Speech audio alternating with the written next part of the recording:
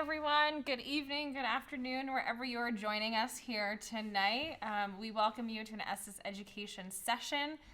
Tonight we are going to go over how to build and design custom rockets, a training for the American Rocketry Challenge. Today is Tuesday, December 7th. Happy birthday, Mom, if you're on the call. Wishing my mom happy birthday if she's here. And let's get into this. So if you are new here, if you maybe don't remember who I am, I first wanted to start out by introducing myself. My name is Dr. Nicole Schablum. I am the Education and Outreach Specialist here at Estes. I also am a chemistry instructor. I've worked with Upward Bound programs, Girl Scouts, K-12 schools, and I'm excited to be here tonight to talk to you about rockets.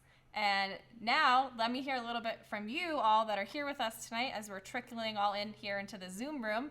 So I'm hoping that you can give your name, where you're calling in from, and your role, whether you're a student, you're a mentor, if you're an experienced mentor, if you were a new mentor for the American Rocketry Challenge, please put in the chat so I can welcome you all here appropriately.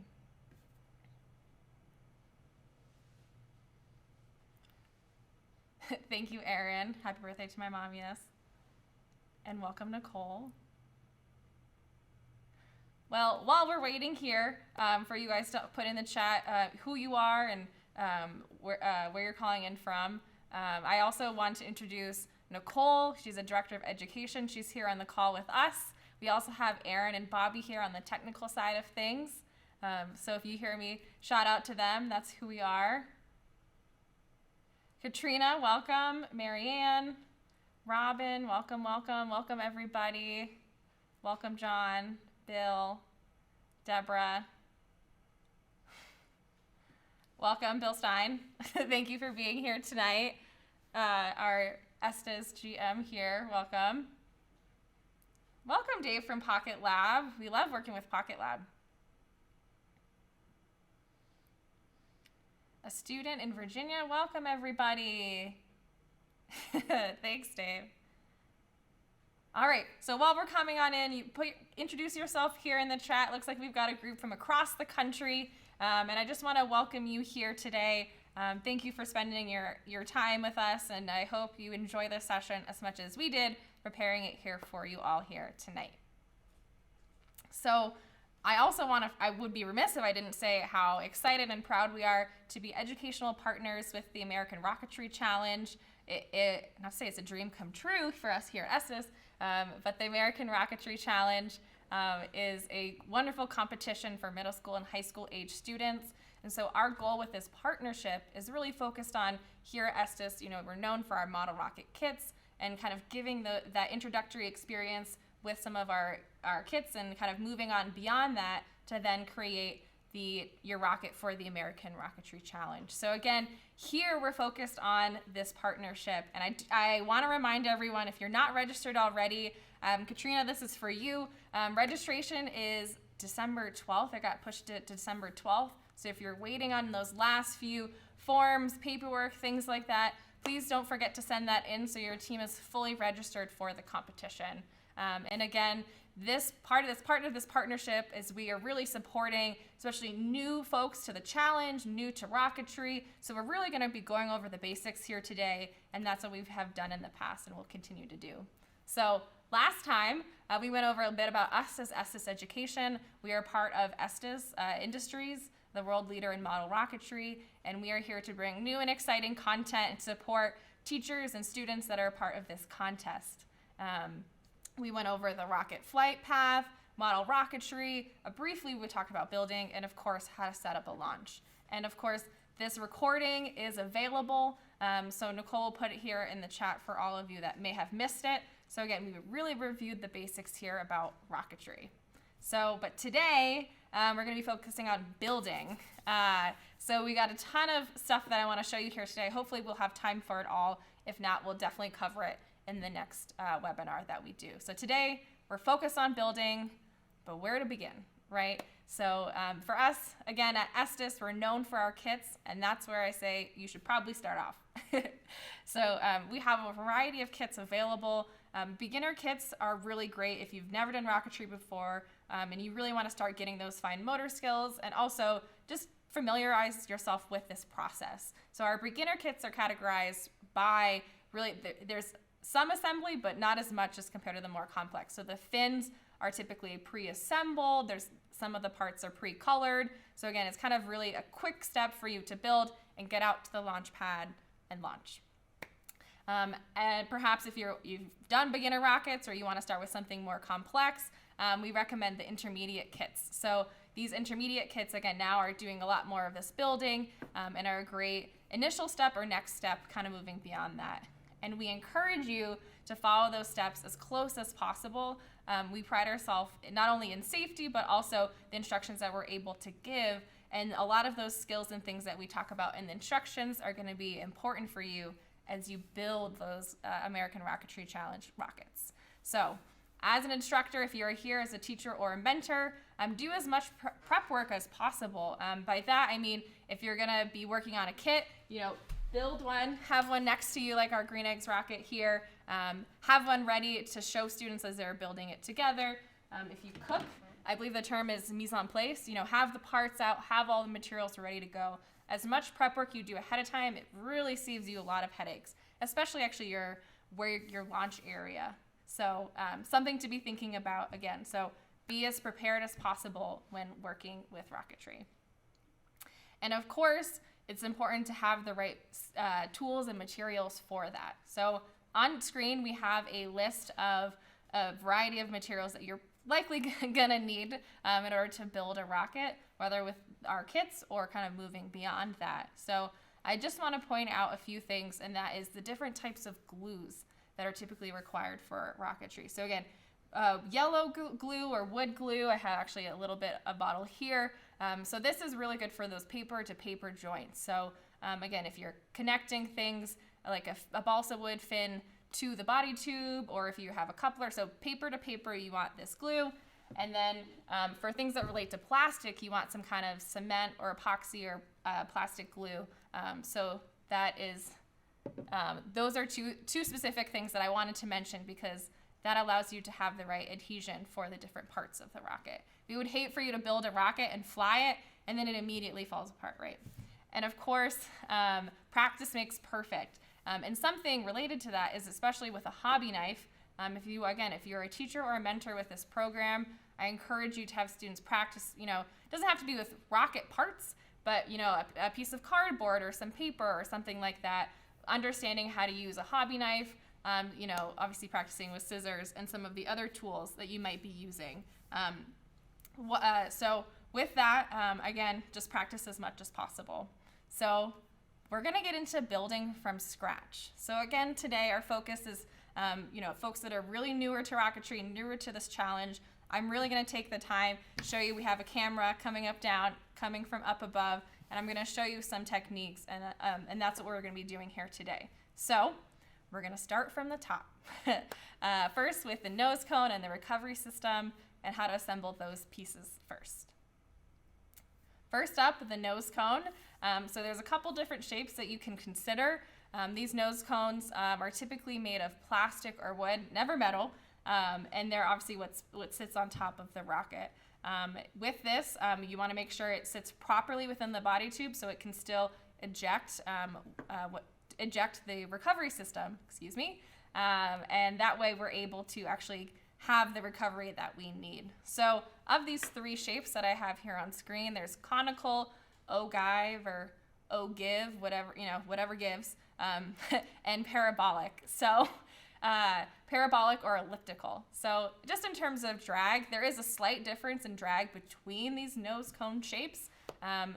Ultimately, with you in the competition, there's not going to be a huge difference in drag with these smaller scale rockets. But typically parabolic or the elliptical, a very rounded nose cone, is typically what's used. If you think about an airplane, right, the front of the airplane is very rounded. So that's, again, it's just a really effective shape as it breaks through the air. So again, if you're going to be using nose cones, make sure that you have the right one that fits for the appropriate body tube size. Next up, from the nose cone that connects it to the body tube is the shock cord. So typically it's an elastic cord or this additional cord that connects the two pieces together. An elastic cord actually does a really good job of absorbing the shock once the recovery system is deployed. So I want to make sure to go over that here with you tonight. So let me grab things from my handy dandy drawer here.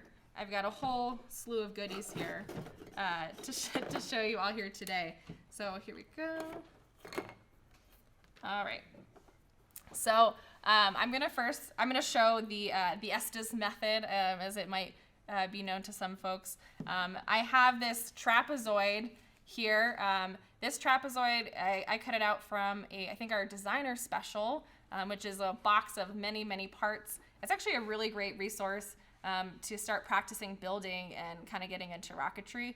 Unfortunately, the parameters for the Rocketry Challenge contest don't really fit the parts that are in there, but it's a really great tool and resource. There's a ton of great parts in there, as you aren't given any instructions, unlike some of our other kits. So I have this trapezoid here. Again, this is the Estes method. And so I'm going to put some wood glue in this middle section. The more the merrier. And before I do that, I'm gonna get my handy dandy toilet paper out. You can use paper towels. My fingers are there's gonna get a lot of glue going on everywhere, but that's fine. I'm gonna place my shock cord here. I kind of do it at a bit of a diagonal actually. And then we're gonna fold it into thirds. So the first third, I'm gonna fold down and kind of press it out and then hold it down as I add a little bit more glue here. Sorry if my hand is blocking, I should have done it the other way. Too bad I'm right-handed. And then I'm gonna fold the other third down and over and kind of hold it into, glue is getting everywhere, but that's fine. I'm gonna hold it into place and I'm gonna try to use my fingers to kind of give it a bit of a curve, because if you think about it, it's gonna lie on the inside of the body tube, which is also curved. So if it dries flat, it's gonna have a hard time sticking to the actual body tube. So you can wipe out some of the excess, kind of hold it here. Just for the sake of time, it's not gonna be fully dry, but we can then tape it into our body tube. So with your body tube that you're using, you wanna make sure that you're placing it as far down as possible or as needed, because if you have your nose cone, you don't want your nose cone to kind of bump into this piece or your nose cone's not gonna fit. So as an example here, we have a nose cone here that fits into this body tube. Oh, wrong one. Oh, that's a different body tube. But so again, so the shoulder might be a few inches. So you want to make sure you can get it as far down as possible. If you can't use your fingers, which I recommend, you can also use a scrap piece of wood, cardboard, something like that, that allows you to kind of get it down in there. I should be fine. This is just a demonstration. So I'm gonna kind of place some glue in there and use my fingers to make sure I get it in the spot that I need it to. And then I place my shock cord down in there. Again, it's kind of weird, you can't really see my finger, but I'm holding it in there, and it should kind of get drier eventually. And so again, for the sake of time, I'm not gonna leave my finger in here this whole time, but it will be getting dry. And this is, again, the Estes method to attaching a shock cord to a body tube. There is one other method that I wanted to mention that I do know that teams have used for this competition, and that is using a Kevlar shock cord. And typically what happens with that, I don't have any here with me here at Estes, but if you have your engine mount tube, you can actually, what you'll do is you'll tie the Kevlar string around here and you kind of glue it in, and then you'll pull it under these centering rings, and this is at the base of your rocket, and it kind of holds it from the base of the bottom of that body tube. So if you're interested in that approach, you can definitely find some videos or other information online. But again, here at Estes, we love the Estes method for attaching the shock cord, and you can definitely use that for your rocket. Next up is, so we've got our shock cord attached to the body tube, and then we're gonna now attach our recovery system. So in this case, the recovery system, again, just a refresher for those newbies that might be here or maybe missed our first webinar, is the recovery system is what's used for the rocket to recover. So a shock cord, a parachute, a streamer, those are kind of the main methods. So I'm gonna be talking about attaching a parachute. And I'm going to show that here for you all. Getting my parachute in order here. And then I've got a different body tube with a shock cord. Here we go. And then I'm actually going to attach a nose cone to this. So I'm just going to tie it on to the nose cone here. Just a simple knot. Slip knot will do. And you don't want, however you tie it, you don't want a ton of excess because it's just kind of get in the way. So make sure you don't have a ton of excess. You might need to trim this extra piece that is left over. So anyway, so we have our nose cone, we have our shock cord, we have our body tube here over here. And so to attach your parachute, there's a very simple method here. So I'm going to grab my parachute, and the strings that come down are called shroud lines. So I'm going to kind of group them all together. Oh my gosh. Bear with me here. Okay, there we go. And what we're going to do is basically put the shroud lines underneath here, and then we're going to pull the parachute through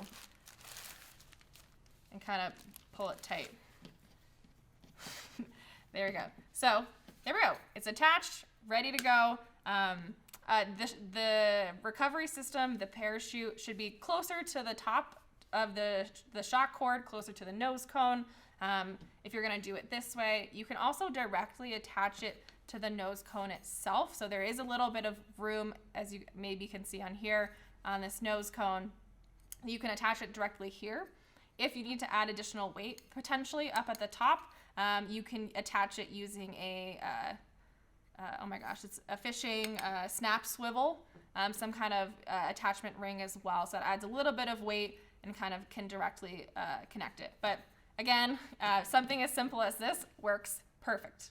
So we now have our nose cone, shock cord, and body tube attached. We've got our parachute ready to go. And next up, we're going to be talking about the actual body tube. So let me get this out of the way. All right, so yeah, we're going to talk the body tube and a bit about the payload section. So body tube is, what a hot topic I think body tubes are. There's like a little bit of shroud of mystery with the numbering. I'll get into that. Pause here. If you like my water bottle, estes.com, great Christmas gift, order it soon. Plug here, shameless plug here. So body tubes are typically made up of paper.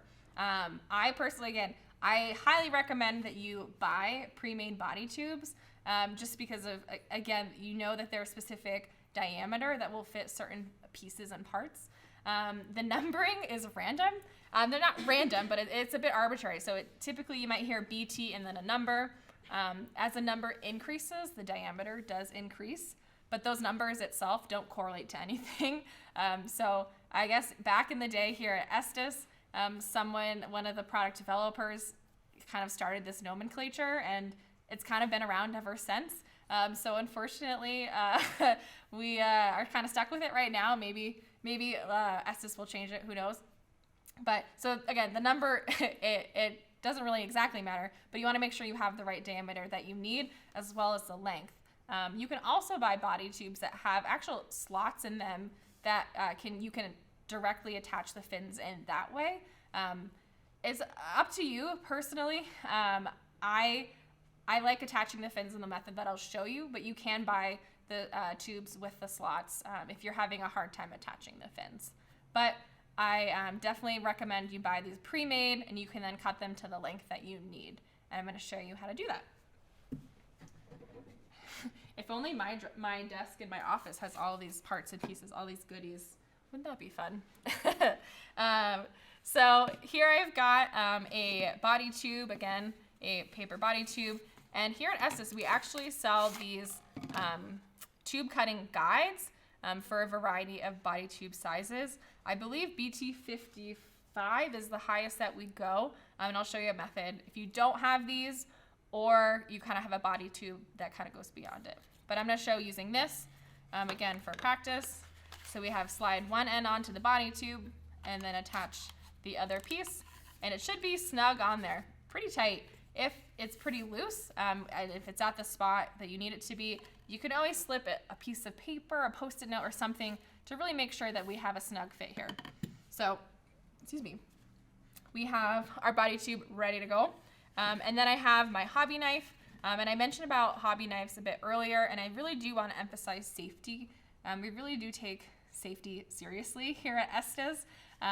So a trick that I learned that I think really ensures safety is if you have your hobby knife out and the cover is over here, instead of kind of bringing one hand over to the other, if you actually leave the cover down and leave a hand away from it, and then you put the blade into the top, and once it's in there, then you fully seal it. So again, just thinking about safety, a trick to show you, especially with students, we don't want to see any injuries when you're making your rocket. We want to be safe. So I got my hobby knife, and you want to make sure your blade is fresh.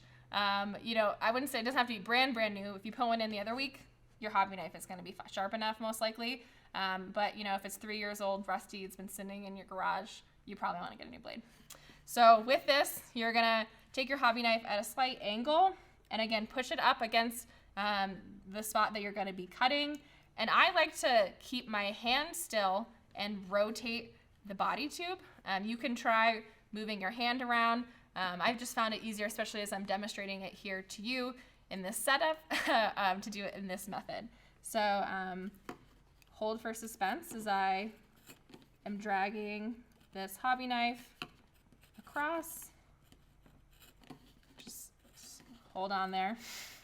Takes a little bit of time as you go around and around, but you'll eventually feel it puncture through the body tube. I feel like high stakes right now. How's everyone's day going? Everyone's going well? There we go. Should get some background music for next time if I have to do this. There we go. So there we go. So we have our two pieces. You can remove this tube cutting guide, and we have our two pieces that I just cut. If you find that you're in a rush and to do it on a live webinar and it's not perfect, or your students, the edge isn't perfectly as you want it to be, you can use some kind of sanding tool to, again, sand the edge and kind of get it to that flat surface that you need. So when in doubt, even if it's not perfect, you can always sand it out in this scenario. So that is how you cut a body tube. And with that, there are two additional pieces or parts that you might be thinking about for this competition. One is a coupler and another is an adapter, also known as a transition. So a coupler is used to add length to body tubes. Again, and these are body tubes that are the same diameter, and I'll show this. And then the alternative is an adapter. So you're connecting body tubes of two different diameters. So for that, the couplers are typically made of paper. Adapters are, you can purchase them made of plastic or even wood, but they're typically a lighter material made of those materials. So I want to show you the difference between them and compare them. So I have my body tube I just cut, and I have a coupler here to show you. So here I've got this red coupler here. So again, it should fit snugly into both ends of your body tube. And again, add it back together. I mean, typically you probably wouldn't do this, but I'm just showing this. I know we just cut this piece. So in order to use or to attach it, what you're gonna do is you're gonna put glue, again, using your finger is probably the easiest method, is to put glue on the inside of both ends and then push it halfway into one side and then halfway into the other. If you're worried about where halfway is, you can always take a ruler, measure it, and mark it with a pencil, so that way you know pretty much exactly where we need to push it into. So again, this is a coupler. It's adding length to two pieces that are the same diameter. And then alternatively is a transition, or that adapter. So let's see what pieces I have in my handy dandy drawer. Okay. I think this is the one I need. So I've got here two body tubes of two different sizes. You can kind of tell they're two different colors here. So with this, I have this plastic transition piece. So again, it snugly fits in between, and you kind of got this nice gradient here. I recommend, again, purchasing something that's going to fit the body tubes that you're going to be using. Again, so to attach it, you saw me slip it on here. It's pretty snug. You can always put a piece of clear plastic tape if you really want to make sure the joint is really kind of snug in there. You can also even glue the pieces together. So again, with the plastic, you want something that is going to be usable with like some kind of plastic glue. But the only consideration for that is that you can glue it or you can not glue it, but it depends on what you're going to use it for. Again, if you want to have access to that section, so if for whatever reason you want to include your payload, over here, you don't want to glue it because you won't have access to it.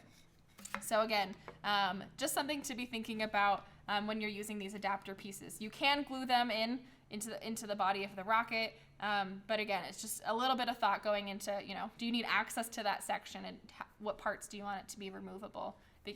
Again, because as you launch your rocket, you would hate for parts to be flying everywhere, right? You want to make sure your rocket stays together throughout the launch and the recovery. And so a payload section is a part or a portion of your rocket that is carrying your payload. So one example could be an egg, as in for the American Rocketry Challenge. And so you can use either a plastic clear piece, like this green eggs has a clear plastic piece, as one example for a payload section, or you can just have additional body tube or that upper body tube piece, hold your payload section. Whatever you're using, just make sure you have enough room for your actual payload, whatever you're using to kind of protect your payload, but also that you have enough space for your recovery system. So just something to be thinking about. Pause here and grab a sip of water. So next up, we're going to be talking about the initial guidance. And I use that term. I feel like it's not as common of a term, but the reason I chose it is because it's what guides the rocket as it comes off the launch pad. So there's a variety of different things that we talked about last time, and I see some things in the chat here about the recording, which is great. Definitely check it out. But we're going to talk about this initial guidance. So I want to cover two things, and the reason I say that is, especially if you're, again, newer to rocketry, you might be starting out with using something called a launch lug, whereas if you're thinking more about the competition or gearing up towards it, you're going to be wanting to talk about rail buttons. So again, or rail guides. So these are things that as you load your rocket onto the launch pad, this is what's going to guide it to make sure it goes up as straight as possible. So I want to talk about those with you. All right. Yeah, I'll use this one. So here I've got a different body tube because I've got so many pieces over here. So first up is the launch lug. So again, a launch lug is pretty much a straw. Get the camera there. It's this little straw that, again, you guide it onto your launch rod. So the diameter is really important, whatever launch rod you're using. And so you basically want to make sure that you have, depending on the size of the rocket, at least one or maybe two of these kind of in a line on your rocket body. So what I had done is I used our tube marking guide, which we also sell, and I drew a line here so that you can see it in Sharpie. And that's where you would, again, just using wood glue to kind of glue it on here. Pretty straightforward. Again, this approach, this technique is when you're starting out with rocketry. A lot of our kits primarily use the launch lugs, so I didn't want to forget to talk about them. But for the competition, we have rail buttons and rail guides is the main way of this initial guidance. So I attached one here earlier when I was practicing, so it kind of looks like this. It's kind of hard to see. It's really small. I'm not a hand model or anything, but you kind of see it on there. So again, in the track where you're going to load the rocket onto it, right? This is what's going to hold it in there. So I have another button that I'm going to show you guys how to attach. If you have a drill or access to a drill, could be helpful. You can also use a hobby knife for a rail button. So my rail button actually did not come with this nut piece, but I had one. So again, you're going to need something for it to screw into. So imagine this is my rocket for the challenge, and I'm going to continue on along the line. You want to make sure that these are in sync in line, again, because you want to make sure your rocket flies as straight up as possible. And so what I'm gonna do, make sure I'm in frame here.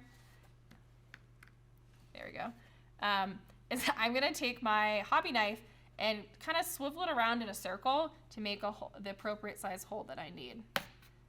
And kind of, there we go. And this might be something as a teacher or a mentor you might want to do for your students, or if your students are great with tools, then maybe not. All right, we'll try that. And we're gonna screw in our system setup. So this rail button came with a few small pieces. It's so hard to see it, I'm so sorry. There's my hand model skills for you. And I assembled them together. There we go. And I'm gonna screw them into the hole. Nope, my hole was not big enough. Just hold for suspense as I get this ready for us. There we go. I'm going to screw it in. This is like such pressure with a live audience watching me screw a thing into this body tube. There we go. All right. Oh, and I forgot. So I also have my nut here.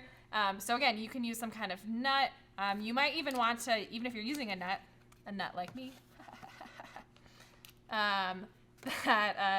you might even want some other epoxy or even like a piece of wood for it to screw into. Again, you want to make sure that these rail buttons or these rail guides aren't going anywhere, so you can hopefully launch your rocket for the initial run and then for the finals as well. So there we go. I've got my 2 rail buttons in line on my body tube. So again, these are pretty snugly in there, but you can use some kind of epoxy or again, some kind of wood to screw it into. Because again, you really want to make sure it's attached on there. All right, got my body tube with my rail buttons. Now to the heart of the rocket, which here at Estes, we are known for our model rocket engines. A little side story here. We are located down in Penrose, Colorado, and this is where we make our engines. So our solid propellant engines, kind of what got us on the map over 60 years ago. We figured out a way for a safe and reliable way for folks to be launching rockets. So again, close to my heart, our company's heart, is the engine, and of course how we mount it into the rocket. So there's 2 typical setups that I'm going to show you. One is using a small engine hook, and the other is a screw-on retainer. And I'll go into them. I'll talk more about them as I show you. And again, these are what centers and keeps the engine and the engine mount appropriately in the base of the rocket. So let's get into it because I think it's easier for me to show you than to be talking about it. All right. So I've got 2. Oops, I'm missing pieces. There we go. I've got 2 general setups here of engine mounts. I'm first going to be talking about the one with the engine hook. So if you are building a rocket from Estes, a lot of our kits kind of have this general setup. So I'm going to kind of go over the different pieces. My pieces are very worn because I've been practicing with the same ones, so I don't lose them. But so anyway, so we have our engine tube. Again, it's just pretty much like a smaller body tube, just a little bit narrower, and it's going to fit an engine inside. And so I have my engine hook. Again, here's my hand model skills for you, this engine hook. And that's what's going to hold the engine at the base. So you want to make sure it sticks out far enough that the engine is outside of the tube, but not too far out. So again, I used a hobby knife, quickly did a small little insert there, or a little nick there, and you kind of can really just shove the hook down in there and kind of get it in place. To really hold this engine hook in place, we're then going to use this retainer. There we go. You might use other types of pieces. Maybe you can even use tape to kind of help hold this into place, but you can also glue this this piece of paper into place. So again, using a wood glue like this. For the sake of time, and also I don't get glue everywhere on our beautiful set, I'm not going to glue it. But again, so you can glue it. You can just put a little piece of glue and slide it in there hold into place. And then you also will be using centering rings.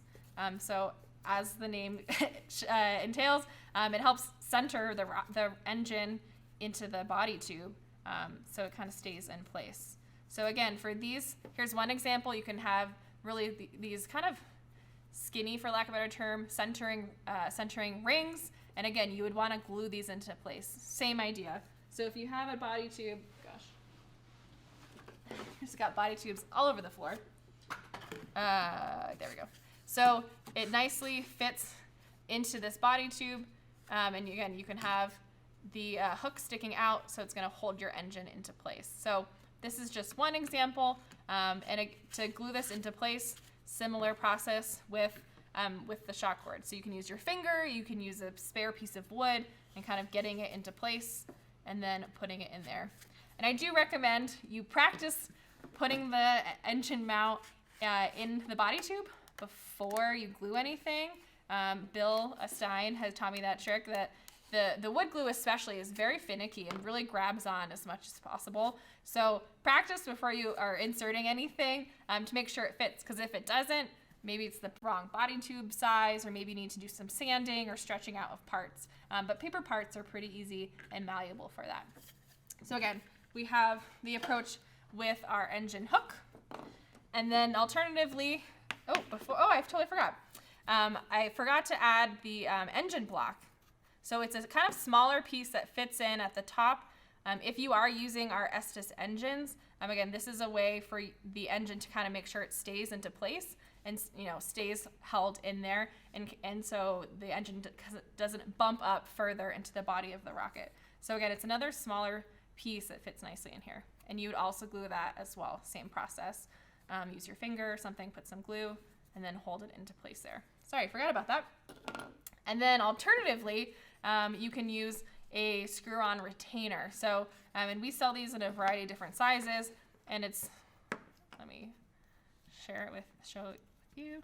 So basically there's just these two pieces. You attach one to the bottom of this engine mount tube, and then this additional piece is kind of facing outward. I'm gonna actually re-screw it. Here we go. And so it's gonna fit nicely into the size that you need. So I believe this is a 24 millimeter body tube size and screw-on adapter. So for this, again, we've got plastic. Plastic means we need some kind of plastic glue. Again, talking about something that looks like this to attach it, to put the glue in and then attach it. For this, I actually do not recommend you use your fingers for glue like this, but hopefully using the tip, or again, a popsicle stick or something like that. And you can also even sand down the inside to make sure you kind of have a rough edge to kind of glue it in there. I don't know if you've ever done pottery, when you kind of scratch pieces of clay before you put it together. Same idea, right? We want to make sure we have that tight bond. So with that, in this example, I use these paper centering rings, and you can use pieces of wood as well. You can find pre-cut ones that might be laser pre-cut, or you can cut them out yourselves. But again, just a different approach. And for this, I think I need a bigger body tube. Oh, wrong one. That's gonna fit it in there. Oh no, my example tube. I practiced and I glued a shock cord in there. Let's see if I can rip it out. I can't, I glued it in too tight. But so when you put it in inside, you just wanna make sure that when you glue it in, again, same idea. When you're using centering rings that are like this, it's also a really good idea to add glue on the outside. So these are known as glue fillets. So it kind of really holds it if you have glue on either side, and you can just take the glue and kind of really go it around, and even use your finger, get rid of that excess, but you really want to make sure it's tight there. So when it's all ready and assembled and you're attaching it in to your body tube as it goes in, you want to make sure that this screw-on piece sticks out. I think it looks cooler, personally. But you also make sure you have access to unscrew it and to be able to insert the engine that you're using. So again, something like this approach is really good if you're using a single engine for your rocket, and especially for using a larger or like a composite engine. An approach like this is what you're going to need. It's actually going to be a bit bigger of a piece, but we also sell the larger screw-on retainers.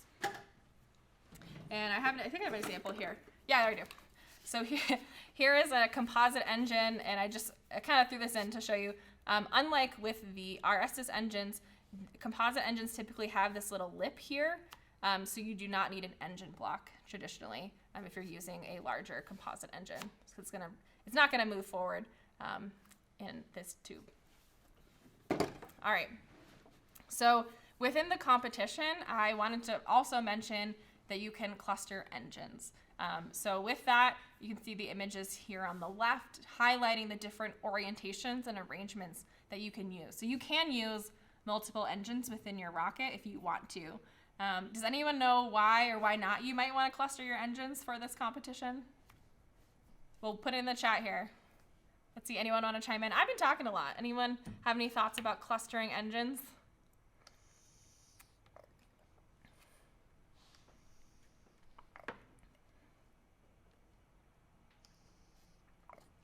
No thoughts on clustering engines. Altitude increase, yep. More thrust, definitely. It's hard to do it with a single black powder motor, exactly, yeah. So again, great thoughts and ideas about why you might want to cluster your engines. So when you do that, in order to do that, you may want to make sure your body tube is the right size in order to fit all of those engines. And you also will need to use specifically designed centering rings, or you might need to make some of your own that are really going to hold each of those individual engines into place. And with this type of scenario, you actually will probably end up using some type of engine hook system, or even, making sure that they're held into place. But alternatively, someone already put it in the chat here. But alternatively, if you're using several engines and if one doesn't ignite, it's not really a symmetrical burn. So again, there's kind of pros and cons to using both. So again, with this contest, you're thinking about designing and building this rocket. So, it's, if possible, really try to test out these different ideas, these different hypotheses of what's going to get you to the altitude that you need. So with that, last but not least, we're going to be talking a bit about the fins. Everyone who's in the chat, keep on being in the chat, because I'm asking another question. Why are fins important for a rocket? Stability. Thank you. I think that was wrong. Yes. Stability, balance. Love it. Thank you. Exactly. Stability.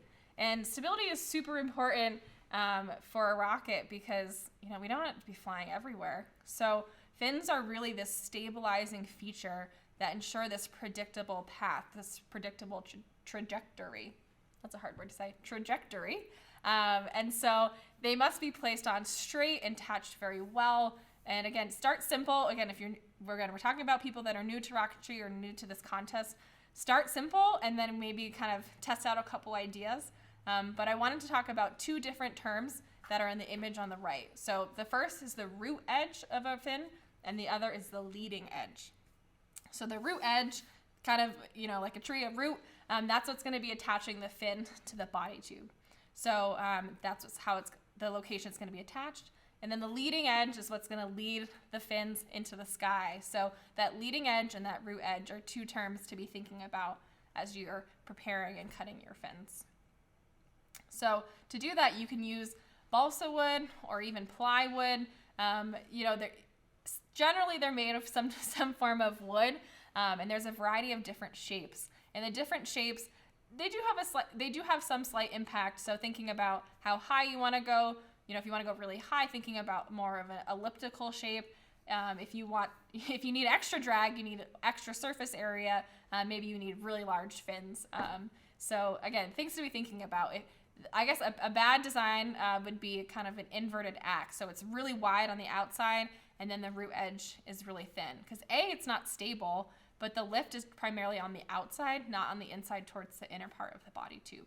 So just some things to be thinking about as you're designing and customizing your rocket.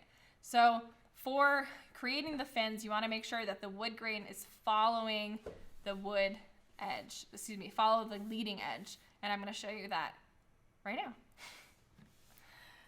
All right, gotta get my fins Here we go. There we go. So earlier today, I cut out some fins. I used a template from our designer special, actually. So this has, I don't know if you guys can see this, but it has some just good general templates that you can use thinking about fin design. You might want to scale them up, scale them down, do whatever you guys need to. So I believe, Nicole, we have the template. Oh, she already put it here in the chat. She's on top of it. So things to think about if you're using a template. If you're going to generally you have 3 or 4 fins of the same size. So to do that, there's 2 ways. You can make several copies of the same template, or you can stack your wood, whatever you're using, and cut it that way. So in this scenario that I did earlier this morning, I took my balsa wood. I used a very spray adhesive. I'm I'm not sponsored by Scotch. A spray adhesive to spray these pieces together. Again, I can pull them apart, but they're still kind of tacked together. And I used a bandsaw. You can, if you have enough patience, you can use a hobby knife. And again, I stacked them up to make sure that they were all the same size and cut them. And then I used a sanding tool to then kind of make sure they, again, were all the same. So I did that here again, where I wanted to show you all, stack them. And again, I even glued down my paper template that's on here.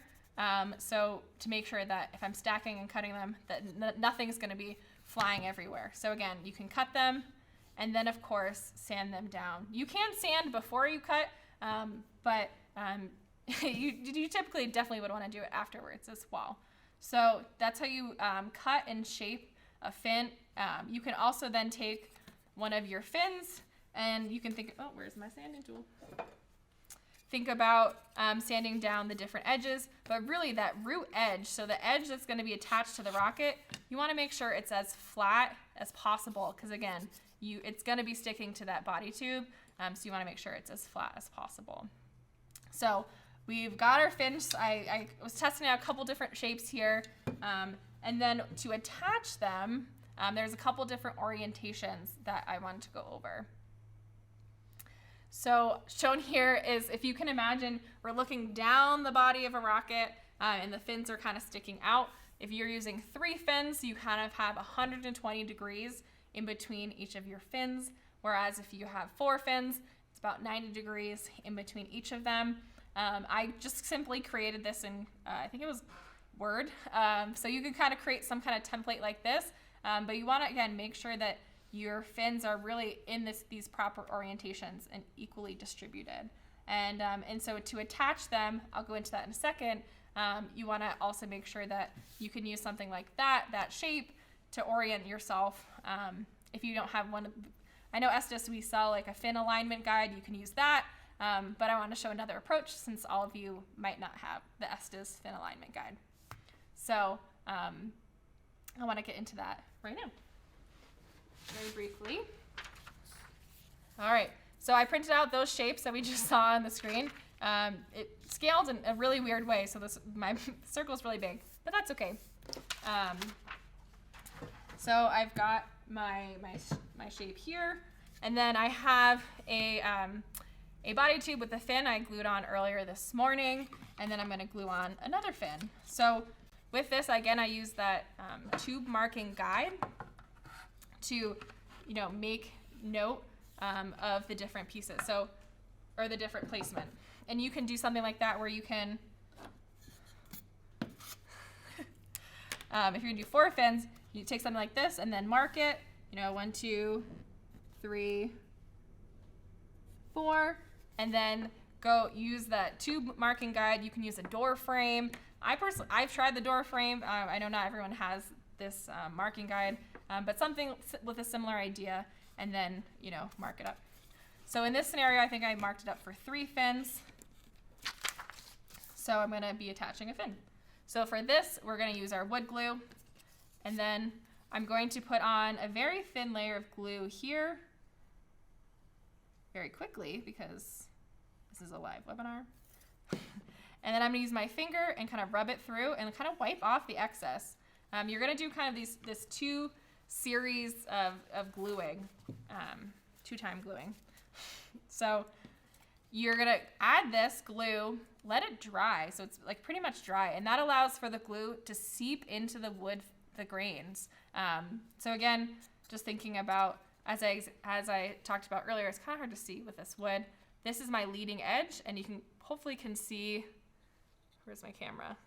That the it's kind of hard to see, that the grain is going against the leading edge. So you typically will let this dry, but again, for the sake of our webinar, I'm gonna add my second layer of glue. Oops, there we go. Make sure it's nice and even. And in this scenario, too much glue is a bad thing. So we wanna make sure we don't have a ton of glue, otherwise the fin is really just gonna be like wobbling around.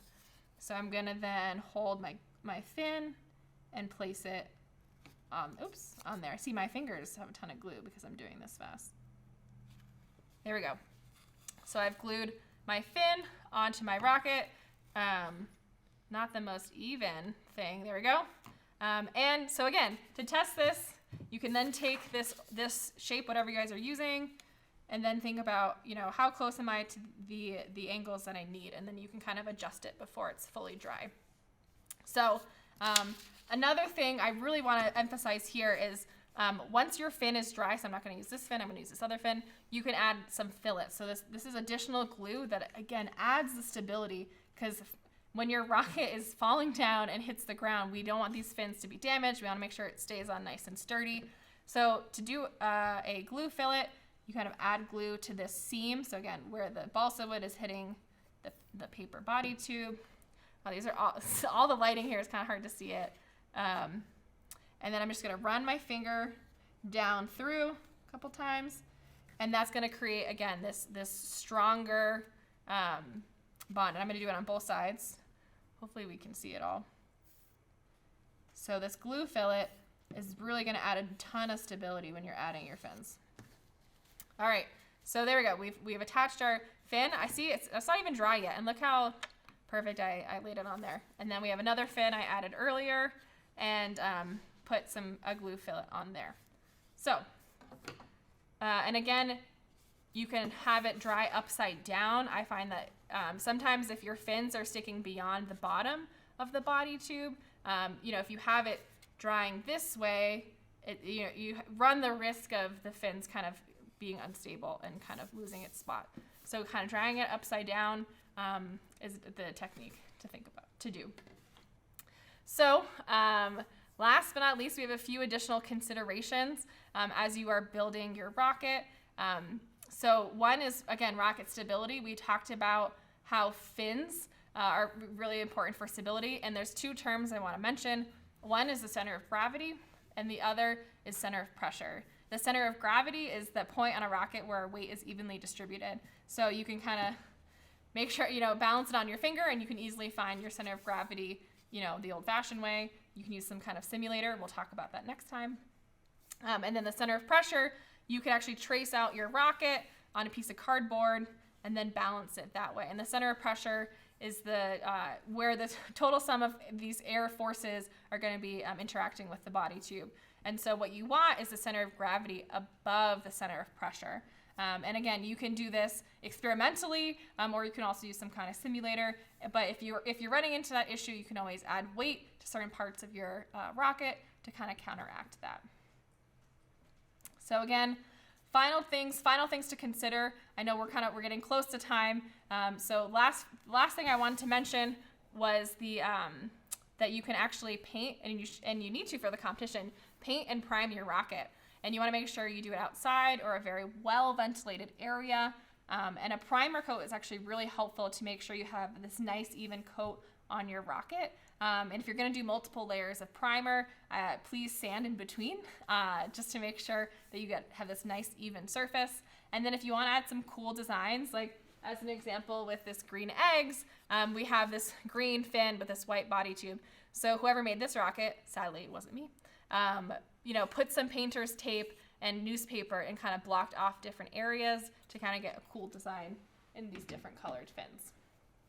So again, things to think about, and we'll talk more about this next time. But again, this engineering design process is really this whole part of, customizing and designing your rocket. So, we have these rules. And again, this is next webinar. We'll go over the rules and kind of how we're going to be able to follow this engineer design process to design, create, and test, and kind of go back to the beginning to design your rocket.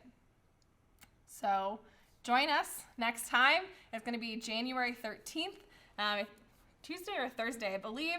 And we're going to be talking about, so I should say optimize your rocket to win. And we're going to have Trip Barber here. We're going to talk about the rules. And it's going to be great. So join us next time as we talk about the rules and tips and tricks for optimizing that design. And if you couldn't tell already, we are here to help. So we have a beginner guide, a PDF for you. You can always reach out to myself or other Nicole here in our department, and we're happy to support you with your training. We have lessons and activities that really highlight this engineering design process. If you're a teacher and using this in your regular classroom, that might be a good tool for you. And cough, cough, be sure to register because then you'll get 30% off Estes Education products. So don't forget to register December 12th. And we also have parts and products and kits and things, and that you'll get the 30% off if you are registered. And of course, our webinars and our online resources and our social media. So check us out. I think we have time for a couple questions. I'm looking at Nicole here. We have time for a couple questions here. I've been talking a lot, so please put something in the chat, and I'll try to answer it with as much information that I have. My desk is crazy right now. No questions. I also will recommend our Estes travel mug as well. Question is, how do you determine the scale to print a fin template? Is there a ratio? Ooh, that is a great question. For that, I would encourage the opposite of what I did. So I have like giant circles here.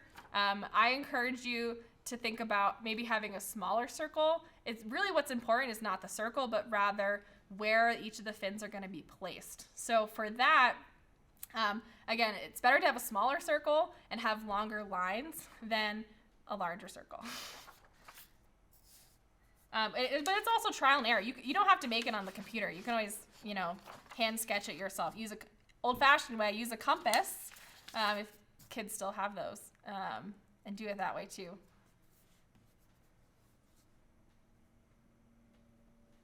But with the sheet with a variety of, my apologies, Robin.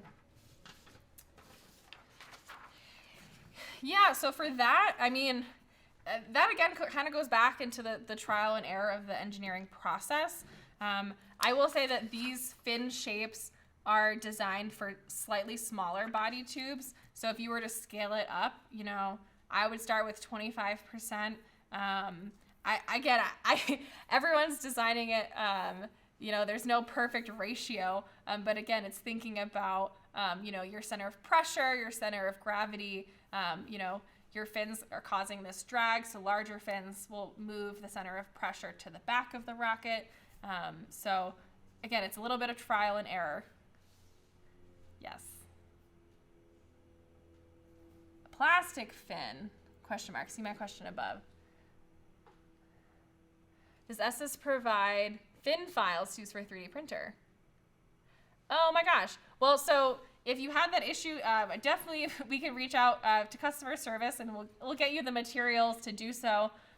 We currently do have some STL files for a different product, but that product actually is for a combined fin unit, so it unfortunately won't work for the green eggs. But please reach out to us at our email. I'll put it up in a second, and we'll make sure that you can do so. Plastic will work. You can 3D print fins. I personally, as far as I know, wood is kind of the main tool and resource, but plastic does weigh more generally. Also, it is very light. So again, you can 3D print. It's cool if you have a 3D printer, and that's a fun design challenge for everyone. So a question here. Our last question. Oh, I just saw that one. Yes, so we'll put our email up here shortly, and please reach out to us. We want to make sure that you have the appropriate tools. So with that, I want to thank you all for being here today and taking the time to join me. And if you have any questions at all, please reach out to us. We'll put our email up in a second. Follow us on social media. And thank you again. Happy flying. Good luck. And we'll hope to see you next time. Thank you, everybody.